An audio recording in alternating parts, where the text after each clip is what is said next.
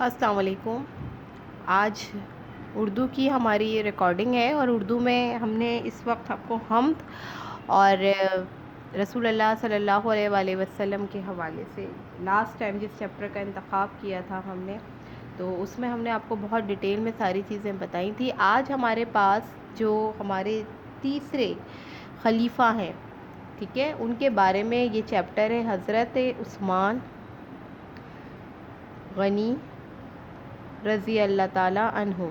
یہ چیپٹر بہت اہمیت کا حامل ہے اس حوالے سے کہ اسلام کی تاریخ کے اندر ہمارے پاس 4 خلیفہ موجود ہیں۔ خلیفہ اول حضرت ابو بکر صدیق، اس کے بعد حضرت عمر فاروق، حضرت عثمان غنی، اور آخر میں آتے حضرت علی کرم اللہ وجہہ۔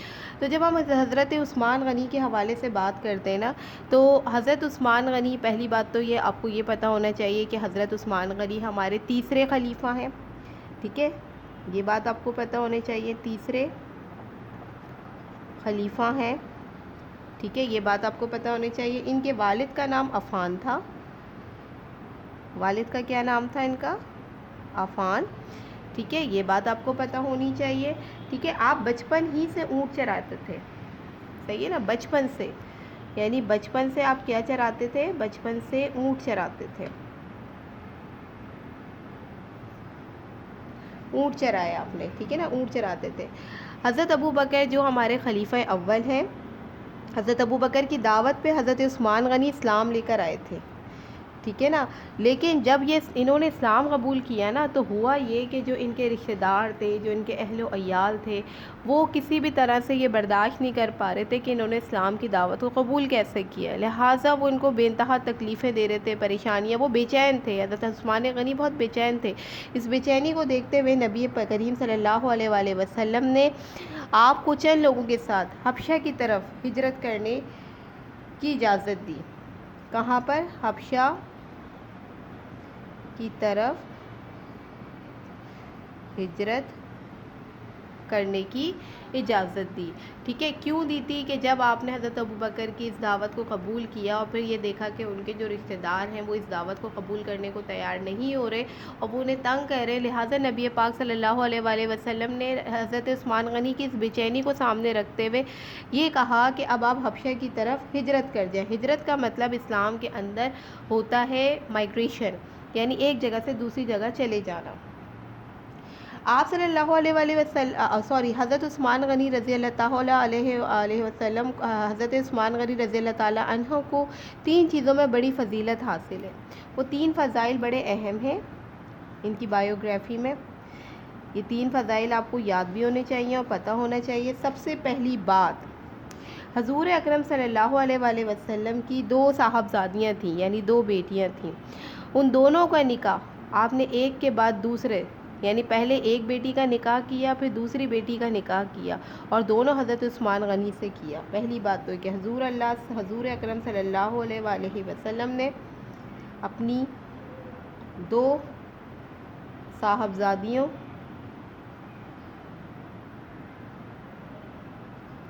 صاحبزادیوں کا نکاح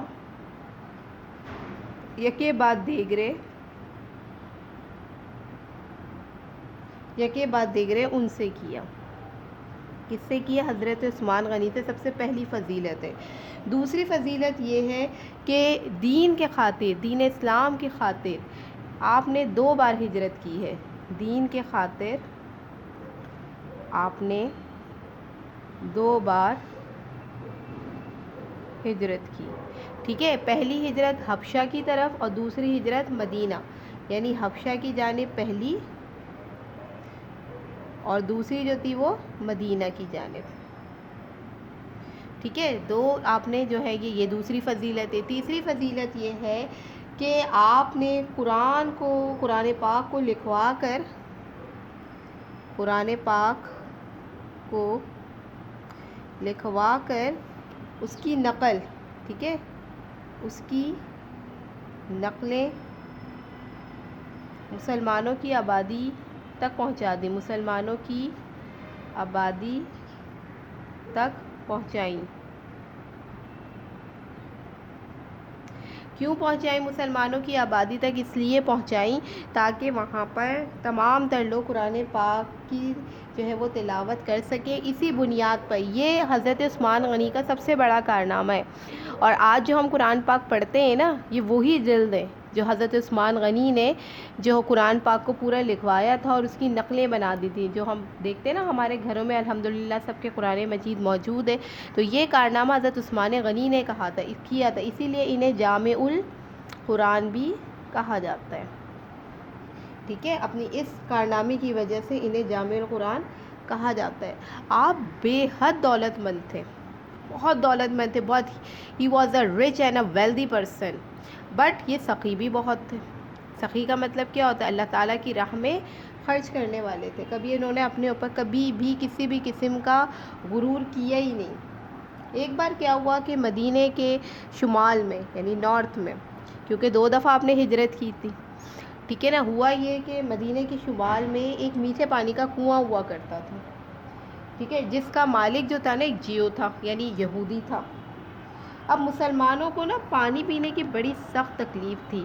اب جو امیر لوگ تھے اس وقت وہ تو کیا کرتے تھے کہ میٹھا پانی خرید کر پی لیا کرتے تھے، لیکن جو غریب تھے، صحیح ہے نا، وہ پانی نہیں خرید سکتے تھے، تو بڑے پریشان ہو رہے تھے۔ تو لہٰذا آپ اتنے سخی تھے اور اللہ تعالیٰ نے آپ کو بے تحاشا دولتوں سے نوازا ہوا تھا، تو آپ نے کیا کہ مسلمانوں کے لیے اس دور میں 35,000 درہم میں وہ کنواں خرید کر مسلمانوں کے لیے وقف کر دیا تھا، یعنی مسلمانوں کو دے دیا تھا۔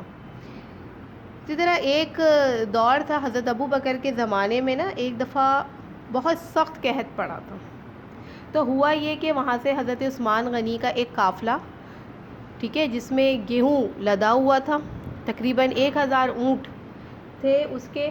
تو آپ نے جب مدینے میں آئے تو مدینے کے مسلمانوں کو یہ کہنا ہے کہ ان کو آپ منافع کے ساتھ فروخت کریں، تو آپ نے بولا کہ نہیں مجھے کچھ نہیں کرنا، میں ان کو ایسے ہی فری میں تقسیم کر دوں گا۔ تو آپ کی فیاضی اور سخاوت کی مثالیں تو دیکھنے سے بھی نہیں ملتی کہ جب کبھی آپ اتنے سخی تھے اور اللہ تعالیٰ نے آپ کو اتنی دولتوں سے نوازا ہوا تھا کہ آپ جو ہے نا متمنی ہوا کرتے تھے کہ میرے گھر میں مہمان آئے اور میں ان کی اچھے عمدہ کھانے سے تواضع کروں۔ تو حضرت عثمان غنی کی زندگی سے ہمیں یہ ایک اور میسج بھی ملتا ہے کہ بے شک دینے والی ذات اوپر بیٹھی ہے، ٹھیک ہے، اس نے ہمیں بہت پیسہ، بہت چیزیں عطا کی، لیکن اس بات کا خیال رکھنا چاہیے کہ غرور اس میں نہیں ہو، ثقافت ہونی چاہیے۔ یعنی وہ اتنی سادہ زندگی گزارتے تھے، سادہ کپڑے پہنتے تھے، چٹائی پر سوتے تھے، لوگوں کے لیے جو ہے نا عمدے سے عمدہ کھانے کا اہتمام کرنا چاہتے تھے، لیکن خود صرف شہد اور زیتون پر ہی گزارا کرتے تھے۔ تو اگر غور کیا جائے کہ نبی پاک صلی اللہ علیہ وآلہ وسلم کی زندگی سے لے کر، ٹھیک ہے، ہم نے انبیاء کرام کی زندگیوں کو ابھی مطالعہ کیا، اس کے بعد جب ہم خلفائے کرام کے بارے میں آپ کو پڑھ رہے ہیں اور بتا رہے ہیں، تو آپ نے یہ چیز اخذ کی کہ دیکھیں اسلام ہمیں کس چیز کا درس دیتا ہے۔ اسلام ہمیں سادگی اور سخاوت کا درس دیتا ہے، ٹھیک ہے، کہ آپ اپنی زندگی کے اندر نہ صرف اپنے لیے کام کریں بلکہ آپ دوسروں کے لیے بھی کام کریں، کہ اللہ تعالیٰ ان لوگوں سے خوش ہوتا ہے جو اپنی دولت کو دوسروں میں تقسیم کرتا ہے، نہ کہ وہ اسے جمع کرے۔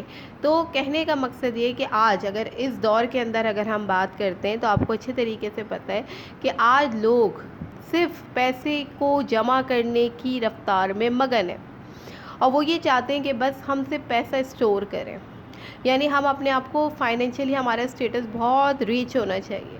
تو کہنے کا مقصد یہ کہ اللہ تعالیٰ نے اور اسلام نے تو اس چیز کا درس ہی نہیں دیا۔ تو اگر ہم اس پلیٹ فارم پہ جا رہے ہیں، اگر ہم یہ سارے کام کر رہے ہیں، تو حقیقت میں ہم اللہ تعالیٰ کی نافرمانی کر رہے ہیں، کیونکہ اللہ تعالیٰ نے کہا کہ جتنا ہم نے آپ کو عطا کیا اس میں غریبوں کا بھی حصہ ہے، تو لہٰذا انہیں وہ تقسیم کرو۔ تو زمانے کی یا معاشرے کی تمام تر روش کو، یعنی یہ جو لیسنز آپ کو پڑھائے جا رہے ہیں نا، یہ جو بایوگرافی آپ کو ایکچولی آپ کے نصاب کا حصہ ہے، اس کو پڑھانے کا ایکچولی مقصد ہی یہ ہے کہ اسلام کی تاریخ کو سمجھیں اور آپ اپنے آپ کو اینالائز کریں کہ اسلام کس طرح سے ہمیں سخاوت کا اور کیا کہتے ہیں سادگی کا اور فیاضی کا، ٹھیک ہے نا، ہمیں درس دیتا ہے۔ تو یہ جب آپ اس چیپٹر کو پڑھیں تو اپنے ذہن میں ایک مرکزی خیال بھی کوٹ کیجیے گا کہ یہاں پر کیا کیا چیزیں ہمارے سامنے آئی ہیں۔ اس سے پہلے والے لیسن میں بھی ہم نے آپ کو کچھ خاص پوائنٹ بتائے تھے۔ اچھا، مشق ہے، یہ آپ کی کتاب میں موجود ہے سوال۔ سوال کے جوابات، یہ آپ کا ہوم ورک ہے، ٹھیک ہے نا. یہ ہوم ورک آپ نے جو ہے وہ اپنی اردو کی کاپی میں، ٹیوشن کی اردو کی کاپی میں کر کے مجھے دکھانا ہے، اور اوپر سبق کا نام لکھا ہوا ہو اور مشق نمبر لکھا ہوا ہو. یہ ساری چیزیں میں کسی بھی دن آپ کے پیرنٹس کو بلا لوں گی لائیو میں کہ آپ مجھے ان کی کاپی چیک کرائیے.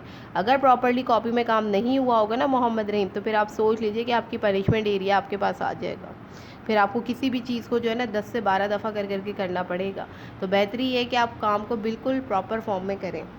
جیسے پہلا سوال انہوں نے دیا ہے، میں سوال پڑھ کے سنا رہی ہوں، یہ ساری چیزیں آپ کی ای بک میں موجود ہیں. یہ وہی کوئسچن ہے جو میں بول رہی ہوں. سوال نمبر 1 ہے کہ حضرت عثمان غنی نے کتنی بار ہجرت کی اور کہاں کہاں کی؟ سمپل، حضرت عثمان غنی نے 2 بار ہجرت کی تھی، ایک حبشہ کی طرف کی تھی اور دوسری مدینہ کی طرف کی تھی. ٹھیک ہے. دوسرا سوال آپ کے پاس موجود ہے، آپ نے مسلمانوں کے لیے میٹھا پانی مہیا کرنے کے لیے کیا کیا؟ آپ نے مسلمان چونکہ پانی کی وجہ سے بہت سخت تکلیف میں تھے، تو لہٰذا آپ نے اس وقت 35,000 درہم میں وہ ایک یہودی کا کنواں تھا وہ خرید لیا تھا، اور وہ پورا کا پورا ایسے مسلمانوں کے لیے وقف کر دیا تھا. نمبر 3 کوئسچن ہے ہمارے پاس، آپ نے قحط کے زمانے میں مسلمانوں کی کیسے مدد کی؟ آپ نے حضرت ابو بکر کے دور میں، ان کے زمانے میں ایک سخت ترین قحط پڑا تھا، تو اس وقت آپ نے کیا کیا تھا کہ گندم سے جو لدے ہوئے جو قافلہ تھا، جو 1000 اونٹ تھے وہاں پر، وہ سب کے سب آپ نے منافع کے بغیر ان میں تقسیم کر دیے تھے.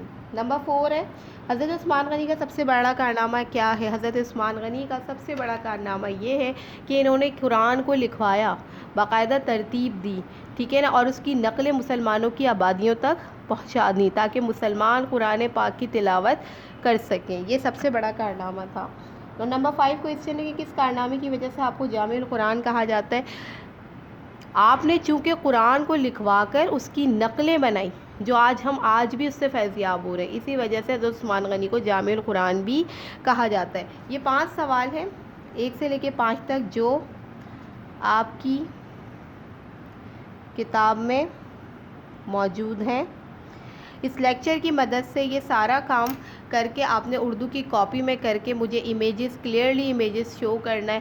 ٹھیک ہے. آج کی ویڈیو میں نے صرف آپ کو کوئسچن آنسر دیا، اس کی آگے آنے والی مشق جو ہے وہ ہم نیکسٹ کسی لائیو کلاس کے اندر یہاں پہ ڈسکس کریں گے اور اسی وقت آپ کو کرائیں گے، تو اس طرح آپ کے یہ والے چیپٹر بھی جو ہے وہ کمپلیٹ ہو جائے گا. ہوپ فلی آپ کو یہ چیپٹر بڑا انٹرسٹنگ لگا ہوگا، کیونکہ اسلامک ہسٹری ہے تو آپ کو رٹا لگانے کی ضرورت نہیں ہے. صرف اگر آپ نے اس کو کہانی کی طرح تمام تر چیزوں کو یاد رکھا تو دیکھیں سوال کے جواب دینا آپ کے لیے بڑا آسان ہے.